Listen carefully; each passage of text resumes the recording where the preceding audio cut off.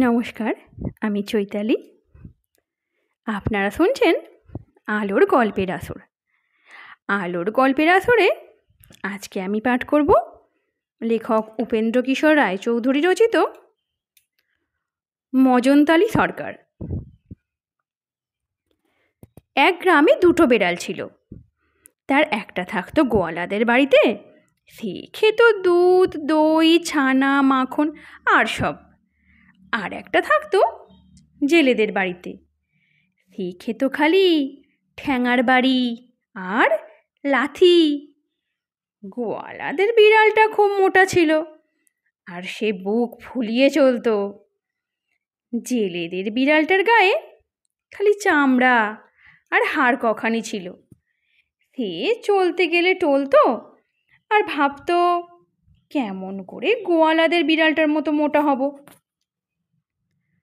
শেষে একদিন সে গোয়ালাদের বিড়ালকে বললে, ম্যাও ভাই, আজ আমার বাড়িতে তোমার নিমন্ত্রণ।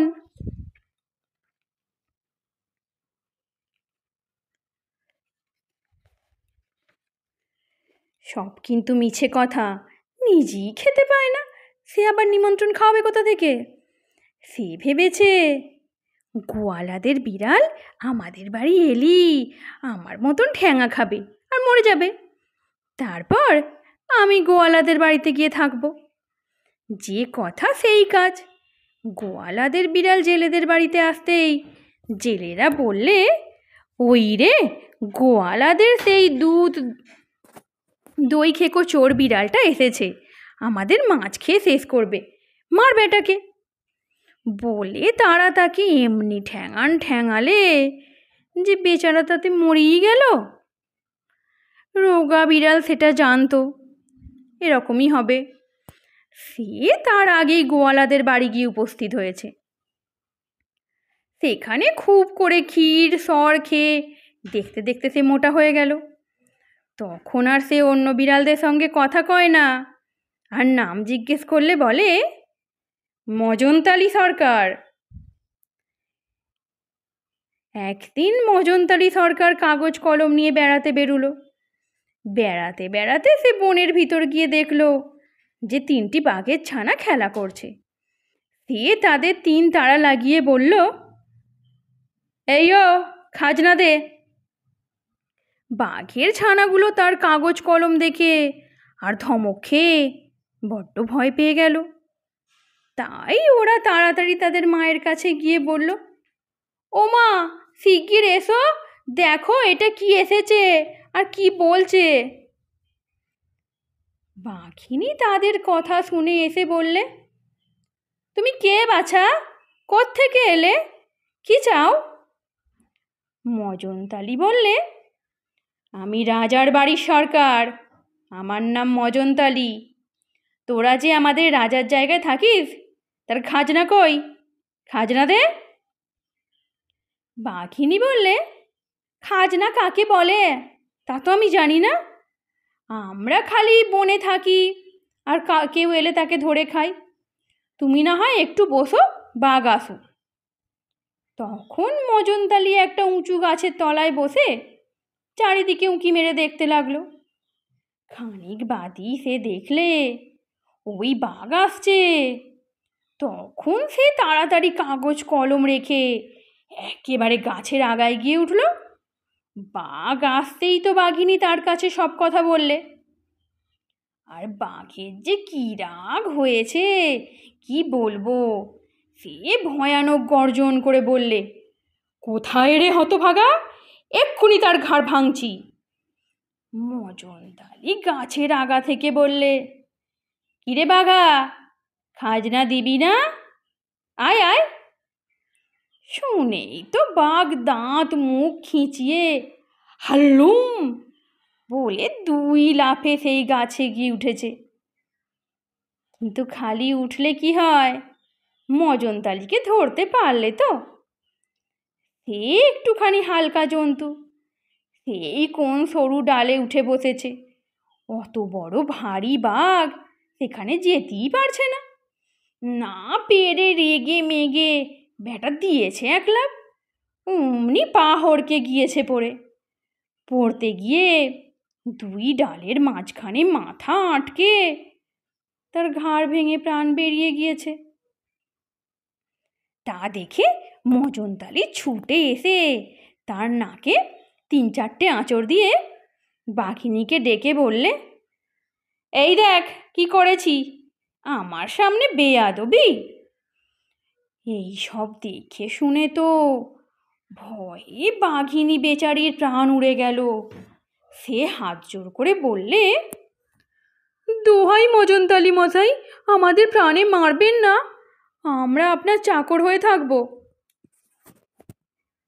তাতে মজনতালি বললে, আচ্ছা তবে থাক, ভালো করে কাজকর্ম করিস আর আমাকে খুব ভালো খেতে দিস। সেই থেকে মজনতালি বাঘিনীদের বাড়িতেই থাকে, খুব করে খায় আর বাঘিনীর ছানাগুলির ঘাড়ে চড়ে বেড়ায়। সেই বেচারেরা তার ভয়ে একেবারে জড়সড় হয়ে থাকে আর তাকে মনে করে না জানি কত বড় লোক। একদিন বাঘিনী তাকে হাত জোর করে বললে, মজনতালি মশাই, এ বনে খালি ছোট ছোট জানোয়ার, এতে কিছু আপনার পেট ভরে না। নদীর ওপারে খুব ভারী বন আছে, তাতে খুব বড় বড় জানোয়ার থাকে, চলুন সেইখানে। শুনে মজনতালি বললে, ঠিক কথা, চল ওপারে যাই। তখন বাঘিনী তার ছানাদের নিয়ে দেখতে দেখতে নদীর ওপারে চলে গেল। কিন্তু মজনতালি কই? বাঘিনী আর তার ছানারা অনেক খুঁজে দেখলো। ওই মজনতালি সরকার নদীর মাঝখানে পড়ে হাবুডুবু খাচ্ছে। স্রোতে তাকে ভাসিয়ে সেই কোথায় নিয়ে গিয়েছে আর ঢেউয়ের তাড়ায় তার প্রাণ যায় যায় হয়েছে। মজনতালি তো ঠিক বুঝতে পেরেছে যে আর দুটো ঢেউ এলেই সে মারা যাবে। এমন সময় ভাগ্যিস বাঘিনীর একটা ছানা তাকে তাড়াতাড়ি ডাঙায় তুলে এনে বাঁচালো, নইলে সে মরেই যেত, তাতে আর ভুল কি।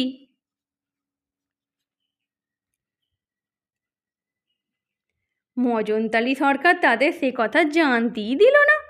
সে ডাঙায় উঠে ভয়ানক চোখ রাঙিয়ে বাঘের ছানাকে চড় মারতে গেল, আর গাল যে কত দিল তা তো লেখাজোখাই নেই।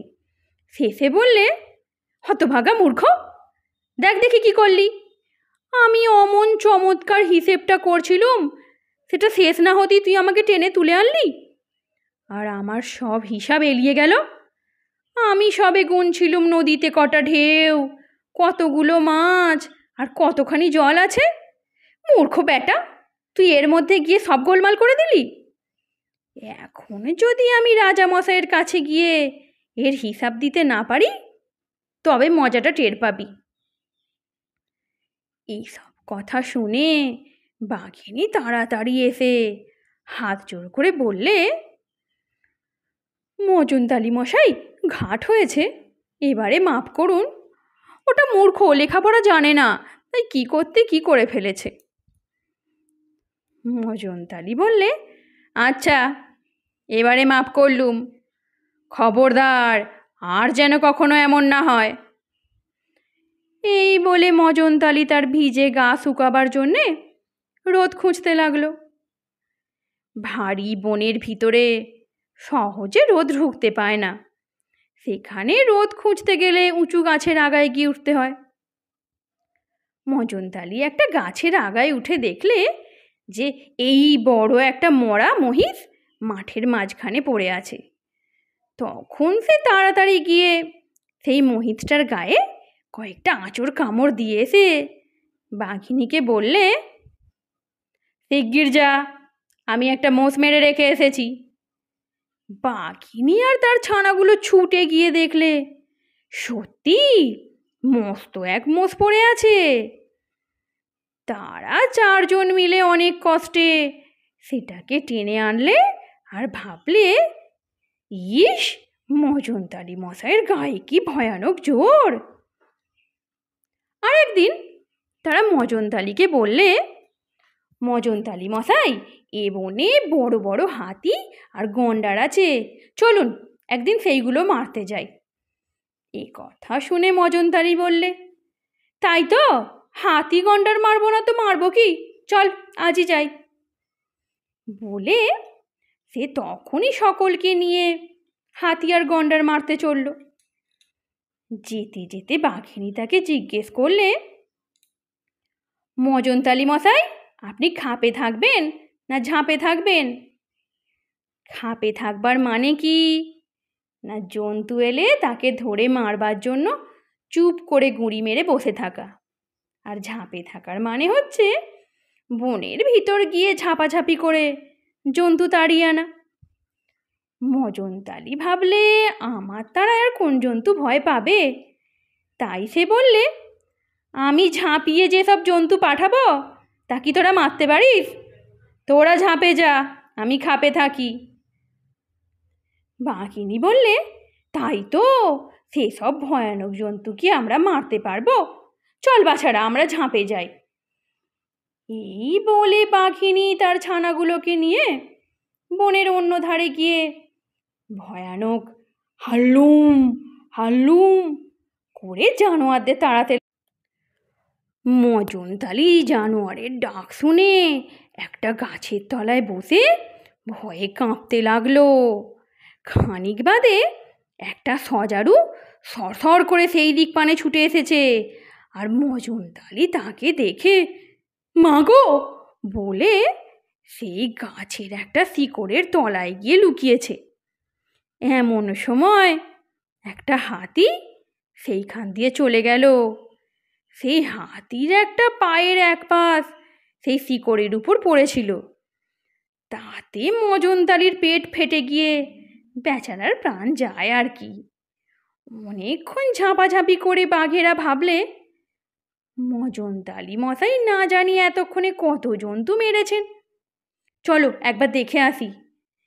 তারা এসে মজনতালির দশা দেখে বললে, হায় হায়, মজনতালি মশাইয়ের এ কি হলো? মজনতালি বললে, আর কি হবে, তোরা যেসব ছোট ছোট জানোয়ার পাঠিয়েছিলি, দেখতে দেখতে হাসতে হাসতে আমার পেট ফুলে ফেটেই গেল। এই বলে মজনতালি মশাই মরে গেল। আমার গল্প এখানেই সমাপ্ত।